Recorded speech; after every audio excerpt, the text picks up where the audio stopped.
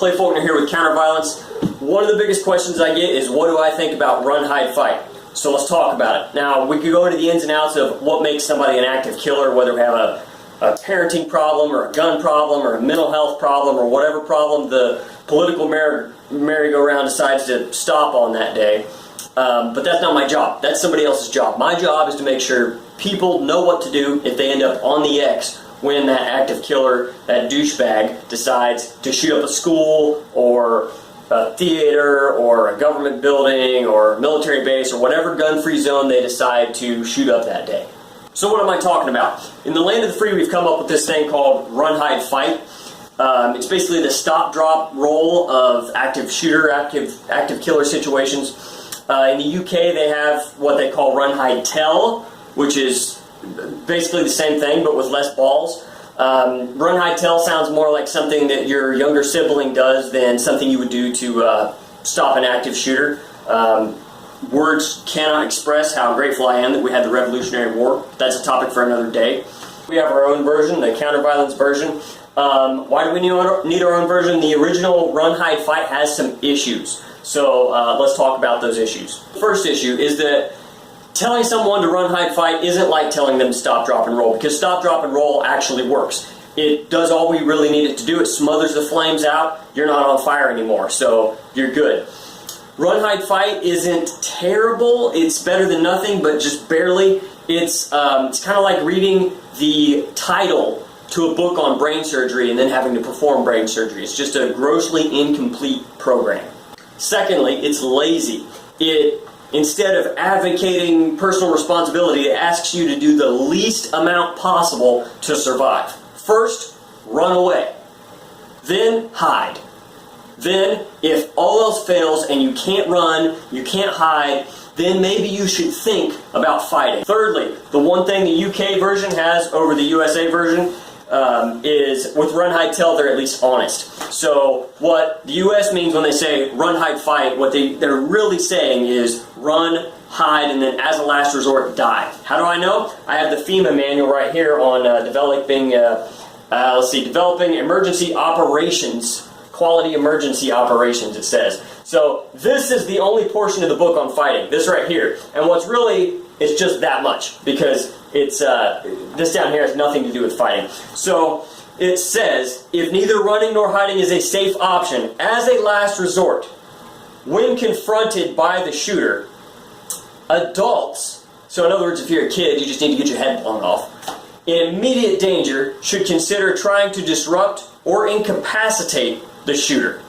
right? So only adults in immediate danger should consider, right? So, okay, you're going to be shot. You should start thinking about fighting at this point.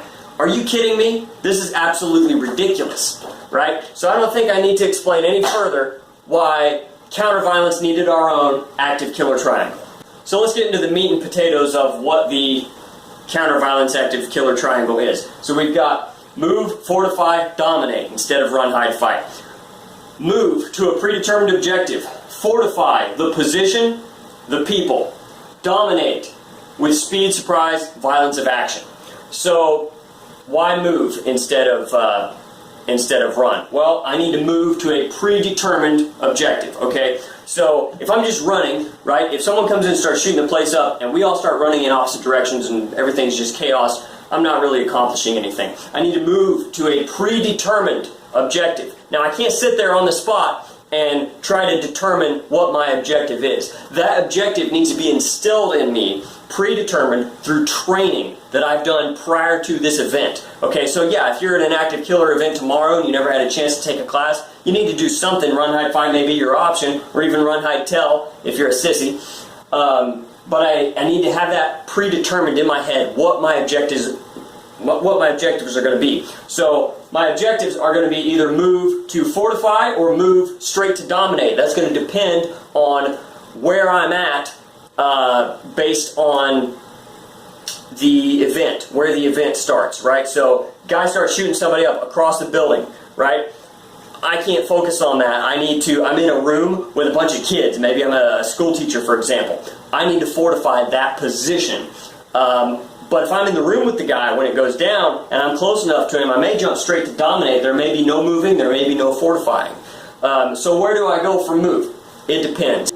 So moving on to fortify. The position, the people. I'm fortifying the position against an attack. Now that may be an active shooter, guy with a knife, whatever. Someone's killing people, we have an active killer. So as I'm fortifying the position, I'm not just barricading it. I'm not just blocking the door, and I'm not just hiding. Barricading would be stopping him from coming in at all. I'm trying to fortify it so that if he does come in, not that I don't try to prevent him from coming in, especially if I have kids in there, but I'm fortifying it so that if he does come in, it's a hostile environment for him to enter, and I'm going to move straight to dominate, and I'm going to dominate him. Which brings us to fortify the people. So I'm not just fortifying my position, I'm also fortifying the people in my position against an attack. So everyone in that room, even if it's kids, those people are now my soldiers. Why? Because if they're not, they may die. They may die anyway, but I need to give them the best chance. That's uncomfortable, but it's necessary. So we're fortifying people against an attack. I may give them books, I may give them a stapler, whatever I can get my hands on that person can throw, I'm giving that to them. I'm going to mount up on that door. As soon as someone comes through that door, things are being launched at that door. I'm taking the person down. Again, you need training to do all this. I taught an active shooter response class one time. We had a drill we set up. I was the bad guy. I had a blue gun. I came through the door, and they were supposed to throw things at me. I passed out tie pads for everyone to throw. The experiment or whatever was to see how many people I could shoot before the tie pads were coming in, and I turtled up, and they were able to subdue me. One guy didn't get a tie pad, so he took off his hand wrap, because we had been punching stuff earlier. He had a bright blue hand wrap. He took it off, and as I came through the door, all these tie pads are coming at me. I wasn't really scared of them because I knew they were tie pads. I passed them out. But that hand wrap, it's just a piece of cloth, flying through the air, terrified me. And as soon as I seen it, I covered up, and someone grabbed the gun, and someone else grabbed my legs, and someone pushed me, and I went to the ground, and it was beautiful. But anyway, I freaked out because I didn't know what that thing was. The real active killer, really coming in to kill people, he didn't pass anything out. He doesn't know what's coming at him. So even if you have something that's soft, like that flimsy little FEMA book, flimsy in mindset and in body there, and you throw that, whether or not they know what it is, they're gonna turtle up, right? Because if something's flying at my head, natural instinct, cover your face. So I'm not trying to knock them out with what I'm throwing at them. I'm trying to get a reaction. I get that reaction because it gives me a split second of time that I can get in there. I need somebody that I fortified specifically with a job. Tie that guy's legs up. Just bear hug his legs. Maybe it's 3 kids. I don't know. It depends on who I've got in that room. Somebody's going to tackle the guy, try to take him to the ground. Somebody's going to be controlling the line of fire if he has a firearm. Somebody's going to be controlling his arm if he has a knife, whatever his situation is. So, again, you need training to be able to do all that. You can't just hear what I'm saying and go out and make this happen. You need to go get a class and learn how to do all these things. Which brings us to dominate, using speed, surprise, and violence of action. So why do we not just say fight, right? Fighting and dominating are 2 different things. Fighting, it's a mindset thing. There's a 50-50 equal ground element to fighting. I hit him, he hits me. I block something, he blocks something. We're not playing that game. We are dominating this person, right? It's a mindset thing, I understand. It's kind of borderline arguing semantics. But I'm dominating this person. I'm driving my elbow through his skull repeatedly. I'm hitting him in the throat with my fist. If I've got something in my hand, I am smashing it through his face, right? We're not just trading punches with this guy. We're taking this guy down. Not to say that if he had a blade, I wouldn't try to control the blade arm to avoid getting stabbed, or I wouldn't control the line of fire if it was a firearm to avoid getting shot. But that is not my primary objective. My primary objective is, again, end the slaughter. And the only way I end the slaughter is by beating the living something out of this guy, right? And we do that by dominating him, not by fighting with him. I'm not fighting with him. It's not a give and take. It's give. I'm dominating this person.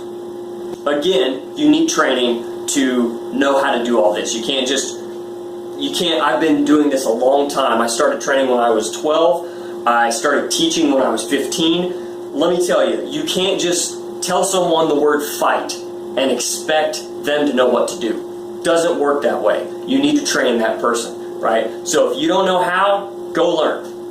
I've got a friend, a really good friend of mine, training partner. We can get rid of all this down here, all this stuff sucks. We're going to use an alias for this friend's privacy's sake. Let's call him Fred. Okay, so Fred is, he's a security officer at a school. Fred was told that he is, as a security officer, is, like everyone else, supposed to run, hide, fight in the event of an active killer. Now think about that. He's the security officer, all right? And the fight portion, Fred told me there is no fight portion, right? It's run, hide, fight. Well, what about the fight portion? Well, just run and hide, right? They told this guy, security officer, to hide, okay? Now, I can't speak for everybody. I'm just talking about Fred and the place he works for. They told the security to hide. If the security isn't there to protect you, who is? Absolutely freaking nobody. Freaking nobody is there to protect you. Security's hiding. That's their job. That's their policy. It's what they were told to do. They get fired if they don't hide, which means you're going to die unless you take the responsibility. It is your job to be safe. It's not security's job. It's not the police's job. It's not the government's job. We can blame other people for these events all day long. We can blame people for not keeping things safe. We can blame people for not passing the laws we would like them to pass. We can argue till we're blue in the face that it's somebody else's job to protect us and to protect our children, to protect everybody. But the reality is, it is only your job to protect you. No one is coming to save you, and as much of a cliche as it sounds, you are the first responder. So why can't you use run, hide, fight for that? Well, run, hide, fight, again, asks you to do the least possible action that you can. The least possible thing you can do to survive. That's what run, hide, fight is. Move, fortify, dominate demands personal responsibility. It is my responsibility to move to a predetermined objective. I move to one of these predetermined objectives. Okay? If fortify was my objective, I fortify the position, the people, and then I end up moving from there. I don't actually move anywhere physically, I'm just going to the next step to dominate. Everything leads to dominate. Everything I do, if I'm in an active killer situation, needs to be to end the slaughter. Not to go hide under my desk and wait to die. I end the slaughter, and that is why this is light years ahead of run, hide, fight. It's way better than run, hide, fight. It demands personal responsibility. So again, it is your responsibility. No one is coming to save you. You are the first responder. It's your responsibility. If you're still sitting on your butt watching YouTube and you haven't taken any type of active shooter response class from anybody, and you haven't done anything, and you're complaining that others need to be doing something, whether it's they need to be passing new laws, or they need to be studying this or that or the other, but you haven't done anything, you need to take personal responsibility, or you're going to be the person that dies in an active killer event. Get off your butt, go get some training. This is Clay Faulkner with Counterviolence USA, reminding you not to quit the fight.